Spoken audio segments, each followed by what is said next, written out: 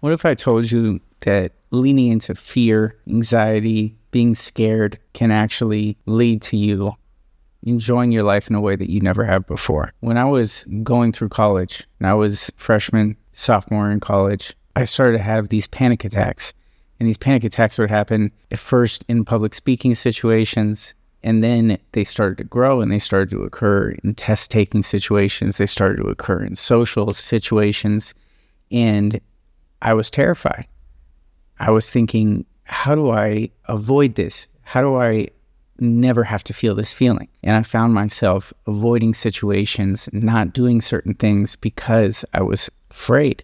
I was afraid of having a panic attack. My heart beating out of my chest, thinking I might be having a heart attack, thinking, what is everyone else thinking about me? Can they tell? And what I came to realize after going to therapy, after reading the right books, after exposing myself to cognitive behavioral therapy, among other tools, was that intentionally making myself scared, intentionally becoming vulnerable, can actually lead to greater power over those situations and can actually lead to a level of enjoyment of life that I hadn't experienced to that point. And so the anxiety and the panic actually ended up leading me down a journey that led to a better quality of life than I had ever had. And that's what we're going to learn in this video, is we're going to learn how to use fear and anxiety, which are often ran from, how we can use those to actually increase the quality of our life in our relationships, in our careers, at school, in virtually any circumstance. If we understand fear and vulnerability in the correct way, it can improve the quality of our life and lead to deeper connections with other people. So before we get too deep into the solution, we need to understand a few things about fear and anxiety. What is fear? What is anxiety? What is vulnerability? How do these concepts work? Are they the same? Essentially, what we need to understand is fear, anxiety, and vulnerability are all cousins, and they all involve our fight or flight response. And they're all tied to our survival. Our survival instinct tells us to pay attention to things. This is important. This thing might lead to danger. This thing might lead to death, ultimately, is what our body is telling us. If we don't get this right, I could die. And that may sound a little extreme, but think of how we evolved. We evolved in the caveman era. We evolved in an era where if the rest of our tribe wasn't taking care of us, we would probably end up dying because we didn't have the support of our community. And so this is hard-coded into our DNA, where we believe when we're excluded, when we're not good enough for everyone, that equals death. And this is why it feels like we're in a life or death situation sometimes. And this is why public speaking is one of the top fears that people experience, because this is an opportunity to be excluded by a large number of people all at the same time. And when you think of it that way, it's easier to understand why it can be so terrifying for a lot of people. Common misconceptions about fear and anxiety are that if I'm afraid, I'm weak. If I'm afraid, I'm not strong, I'm not courageous. And nothing could really be further from the truth. What the anxiety and the fear is telling us is that this is important. And what distinguishes courage from not being courageous is more what's relevant. Fear is universal. People are going to feel the fear one way or another, but am I running from it, or am I doing things in spite of the fear? Am I doing things even though I'm afraid? And if we're doing things even though we're afraid, that's when we're really being courageous and we're really being strong. If it's not scary, it really doesn't take much courage to engage in a particular activity. So what distinguishes courageous people from non-courageous people is less about when they're scared and when they're not scared. It's more about what they do when they're scared. Do I do it anyway? This is a question to ask yourself. And it may seem overwhelming to think of something you're afraid of. I've been using the example of public speaking, so we'll stay with that one. Am I going and doing the speech anyway? Or am I avoiding it? Am I getting sick? Or am I not able to for one reason or another? That is what not only other people are going to notice, but that's what we're going to notice. And if we notice ourselves running from something, it's going to probably grow in terms of how scary it is.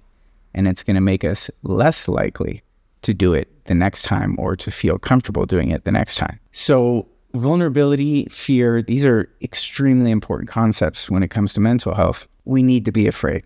We need to be afraid for things to matter. When you give a speech and you're afraid and it's received well, it feels amazing, right? When you talk to someone who their opinion matters and it's scary and they like you and they validate you, the level of connection can be extremely deep. If we're not at all afraid, that's telling our body that it really doesn't matter. And if the speech is received well or the person validates us or doesn't validate us, it doesn't really matter to us, and it doesn't have the power to impact us in a positive or negative way. So fear is needed for significance. Fear is needed for things to matter. So what are some of the benefits of embracing fear and vulnerability? We have personal growth. We have authenticity. If I'm embracing my fear and I'm going to do something that's scary for me because it matters to me and it's important enough to do it even though it's scary, then I'm being authentic in that behavior and giving that speech. If I'm saying something to someone I love, even though I'm scared how they're going to receive it, but it's the truth, it's really how I feel, then I'm being fully authentic. And that's why it's scary, because now, since it is me showing who I really am, the other person, their response matters more. If I'm hiding behind a mask, I'm not very scared. And I'm also not being very authentic. And ultimately, it doesn't allow for a real connection, because even if someone likes me, they don't like me. They like the illusion that I created. And that ultimately doesn't lead to fulfillment, doesn't lead to joy. It's necessary to have fear to have joy when the relief comes with relationships. So embracing vulnerability and embracing fear allows us to be more authentic. It allows us to grow and to be able to do things that we didn't used to be able to do. And it enhances our relationships. Sounds like a pretty good deal, right? But what else can it do? What other benefits can we have from embracing fear and vulnerability? We can become more resilient. When you expose yourself to scary situations, what do you think happens to your ability to expose yourself to other scary situations in the future? If you guessed, it allows you to get better, then you're right. There's actually a part of the brain that essentially is a muscle for doing hard things, for doing scary things, for doing things we don't want to do. And the more we exercise that muscle, the stronger it gets. And the more we avoid using that muscle, the more it atrophies. It's very similar to going to the gym or not going to the gym. If we use a muscle, it might be something we don't want to do. It might even be scary or painful. However, when we go to use it again, we're going to be stronger, because when we repair afterwards, that muscle is stronger than it's ever been. And if we train on a regular basis, whether it be in the gym or whether it be with embracing scary situations, that muscle is going to continue to grow, and we're going to be at peak fitness when it comes to our mental health. So is fear and vulnerability all about other people? Is it all about relationships? That's mostly the part that we've been talking about. But there's another element. There's also our own feelings and us feeling our own feelings. If I'm afraid to feel hurt or I'm afraid to feel scared, then I might repress that. In other words, it's kind of like ignoring that. I might ignore the feelings because I don't want to feel them because it's scary. And if we're doing that, then we're not experiencing the full range of our feelings. And that leads to us running away from difficult feelings more and more. And if we lean into it, if we embrace that in the right times, in the right way, within a window of tolerance of what's not going to be traumatic for us, but is going to be somewhat hard, then what we get the benefit of is we get emotional resilience, which is kind of like our ability to deal with difficult things. We get to feel more and more comfortable dealing with things that are hard. And that is powerful. When you think of anything that is worthwhile in this world, we need to feel some feelings of difficulty. If we want to have a great career, if we want to have great relationships, if we want to do well in school, if we want to be happy, if we want to be fit, probably going to have to do a good amount of things that are hard. And the better we can be resilient and go through that and tolerate it, the better we're going to be able to achieve the ultimate objective at the end, the goal, we're going to be able to get that goal of wealth or good relationships or the degree or become the boss at work, right? There's so many different things that require doing difficult things consistently over a long period of time. And when we practice it, we can control that training regimen. It's using the gym analogy again. When we have a plan and we're intentional about when we expose ourselves to the hard things, and we have a cadence, we have a pace, we have a regular schedule of exposing ourselves to the hard thing of lifting the weights, that sounds a lot like a workout plan. That sounds a lot like how people get in great shape. And the same is true when it comes to fear and anxiety and emotional resilience. The more we push ourselves in a consistent, planned, structured way to just do a little bit more, do something a little bit scarier, and not going too far, but not avoiding doing the hard thing, the more we're going to be able to get to that muscle getting as strong as possible.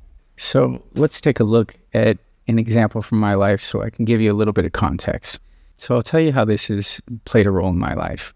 It's happened in many ways at many different times in my life, but one of the most powerful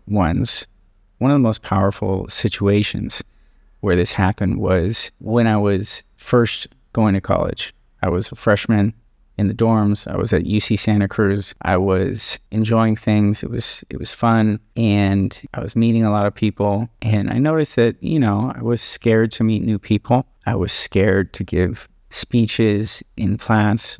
I was scared of what people would think of me, and I was scared that I wouldn't be looked at in a favorable light. And I didn't even necessarily completely realize that that's what was going on. But looking back, that was the root of why when I would go to speak, this is what would happen. I would have a plan. I would know exactly what I wanted to talk about. I was prepared. I knew what I was going to say, and I had this vision of how it was going to go in my head. And then what would happen is my heart would start beating fast. I'd start to feel it in my chest. And then I would notice my hands would get a little sweaty. And then as I noticed that, I started finding myself being afraid of being afraid, right? What if this gets worse? And my mind would go blank. I couldn't remember anything I had planned on saying. And then I would think about, I don't know what I'm going to say. I'm going to look like an idiot. People are going to look at me up there standing silent, deer in the headlights, right? And they're going to think I'm an idiot. Who knows? I'm certainly not going to get an A on the presentation. That's for sure. And that happened once or twice where I completely blanked and froze and had to sit down. And one particular time that happened in class so much where I couldn't even talk. And I really felt like, okay, enough's enough. I need to do something about this. And the path I took involved asking for help. Asking for help was my first step towards embracing the vulnerability and embracing the fear, because that was very scary for me. I was certainly not trained and taught from a young age that telling people you need help is a sign of strength. I was taught that that was a sign of weakness and, to never do that. And what I ended up doing was just giving up and just saying, okay, show me what to do, because I don't know what to do and what I'm doing isn't working.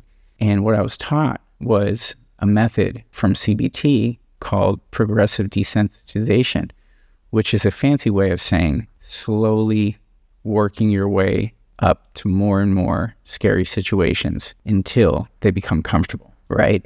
We talked about building resilience and training for it, and that's essentially what I was doing. I would speak to one or two people that were close friends to see if I could get more comfortable with that, because that was a little scary for me. I would imagine speaking to more people because that was a little scary for me. And I would do each of these things until they started to become comfortable. And then I would work my way up just one more step. And I was taught that it's important not to jump way ahead and do something that's terrifying, because then we might traumatize ourselves and make it even harder to go about doing this. So I worked step by step, just like I was taught, a little bit scarier, a little bit scarier, a little bit scarier. And what I found was not only was I getting more and more comfortable with what I was doing, but I was getting a lot of joy from doing it. And slowly but surely, I went from one side of the spectrum where I was avoiding everything and I didn't want to do it, and I would find excuses, to cautiously,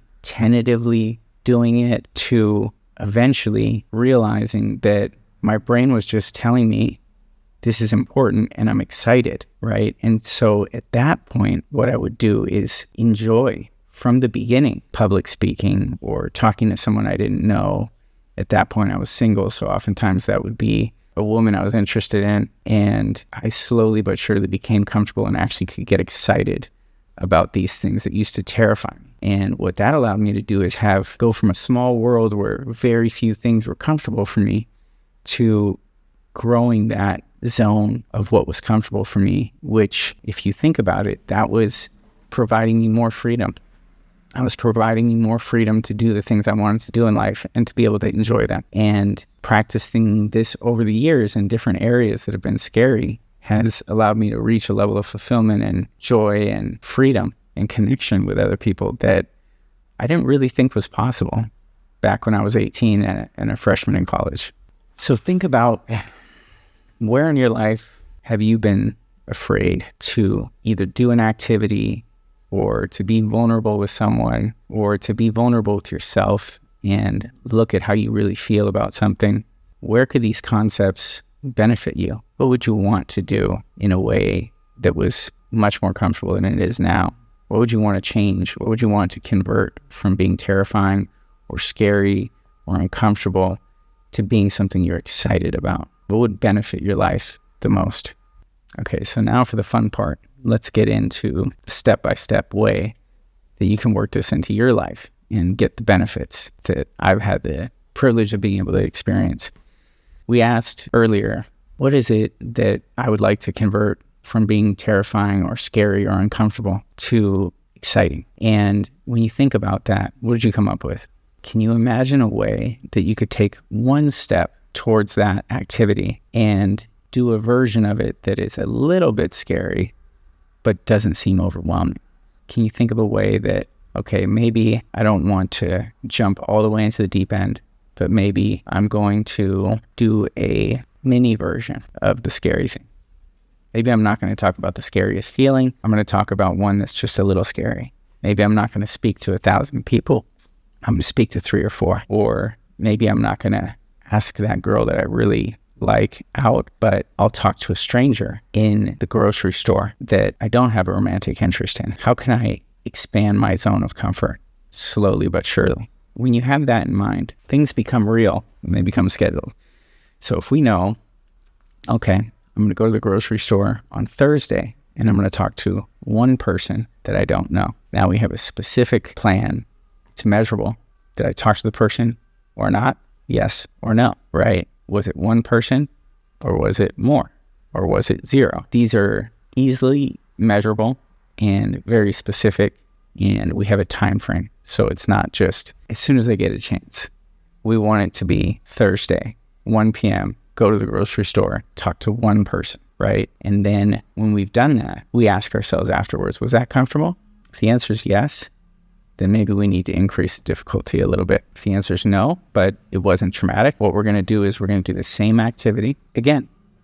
And we're going to repeat that at least once a week until we slowly become comfortable with that level. And then just like with lifting weights, we have to increase to get stronger from there. I need to add a little more weight, or I need to add a few more people to talk to, or I need to add someone I care about their opinion more. We need to increase the level of difficulty to increase benefits. Now, I want to take a second here to point out that the tools we're talking about, this isn't therapy, right? And there are instances where we want this to be something that we have a mental health professional help us with. What are those circumstances?